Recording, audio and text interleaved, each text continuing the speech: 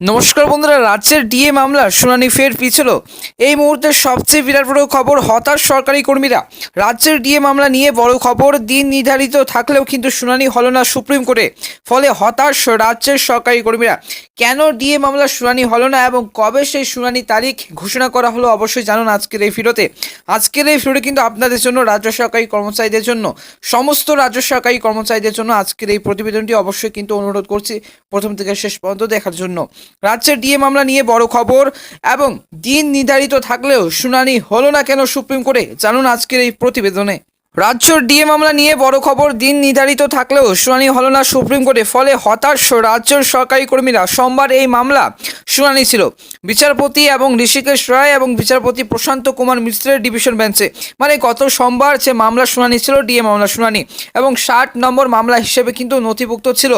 এবং বিচারপতি প্রশান্ত কুমার মিশ্র ডিভিশন বেঞ্চে এবং বিচারপতি ঋষিকেশ রায়, এই ডিভিশন দুটি বিচারপতি বেঞ্চে কিন্তু ডিভিশন বেঞ্চে মিশ্রের ঘোষণা এবার ডিএ মামলা শুনানি ছিল।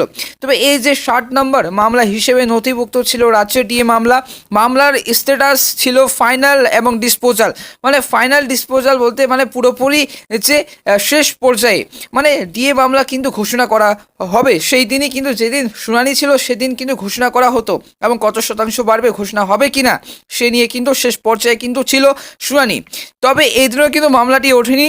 এবার সুপ্রিম কোর্ট সূত্রে খবর, 39 নম্বর মামলা ওঠার পরেই, সুপ্রিম কোর্ট সূত্রে খবর 39 নম্বর মামলা ওঠার পরেই কিন্তু বিচারকরা এবার উঠে যান। এবার ফলে রাজ্যের যে ডিএ মামলা ওঠারই কিন্তু সুযোগ পায়নি কোর্টে।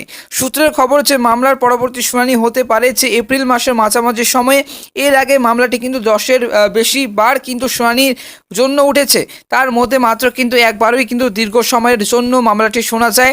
এই জন্য কিন্তু মামলাটি না ওঠার হতাশ রাজ্যের সরকারি কর্মচারীরা। এবার মামলাকারীদের যে মধ্যে অন্যতম সংগঠন কনফেডারেশন অফ স্টেট গভর্নমেন্ট এমপ্লয়িজের মামলা না ওঠাকে কিন্তু দুর্ভাগ্যজনক বলেছে। কোনো কিন্তু সরকারি কর্মী প্রশ্ন তুলেছেন যে প্রধান বিচারপতির দৃষ্টি আকর্ষণ কি কোনোভাবে করা যায় না। আবার কেউ লিখেছেন এভাবে আর কতদিন চলবে, সুপ্রিম কোর্টে কি ডিএ মামলা ঘোষণা করা হবে না, এবং কেন এই বা ঘোষণা করা হচ্ছে না, কেনই বা যে পিছিয়ে যাচ্ছে ডিএ মামলা শুনানি। এবার কেন সুপ্রিম কোর্টে লাখ লাখ সরকারি কর্মীরা স্বার্থ দেখছে না, আর এক মামলাকারী সংগঠন সরকারি কর্মচারীরা বা সরকারি কর্মচারী পরিষদও কিন্তু হতাশ সুপ্রিম কোর্টে শুনানি না হওয়ার পর্যন্ত।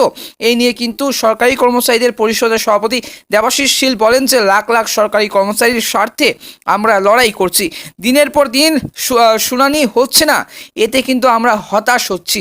এবং রাজ্য সরকারি কর্মচারীরা কিন্তু বারবার বিভ্রান্তি হচ্ছে, এবং তারা কিন্তু সেই জন্য সংগ্রামী যৌথ মঞ্চের যে ডিএ আন্দোলনকারীরা এবং অবসরপ্রাপ্ত প্রাথমিক শিক্ষকদের নিয়ে কিন্তু তারা রাস্তায় নামছেন।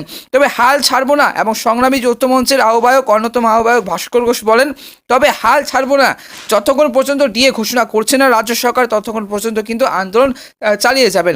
আমরা সিনিয়র আইনজীবীদের সঙ্গে কথা বলে পরবর্তী সিদ্ধান্ত নেব।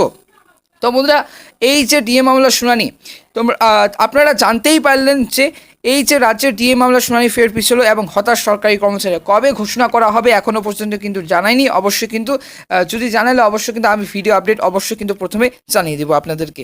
ধন্যবাদ।